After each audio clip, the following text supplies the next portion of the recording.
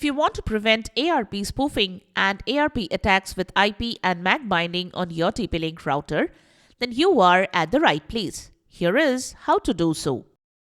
Welcome back to Silicophilic, your go-to source for tech tips and fixes. Method: prevent ARP spoofing and ARP attacks on your TP-Link router.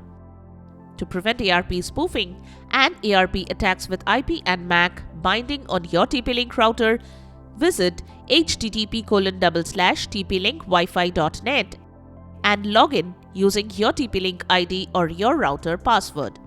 Navigate to the Advanced tab. Then select Security, then IP and MAC binding. Now enable the IP and MAC binding. Then find your device as needed. To bind connected devices, locate the ARP List section. Then enable Bind for the IP and MAC addresses of a specific device. To add a binding entry, click +Add in the Binding List section.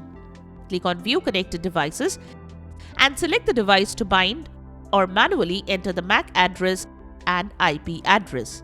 Click on Add. And there you have it. The way to prevent ARP spoofing and ARP attacks with IP and MAC binding on your TP-Link router. We hope the method has worked for you.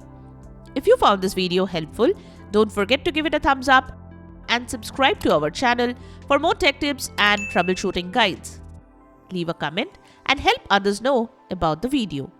Thanks for watching, and we will see you in the next video.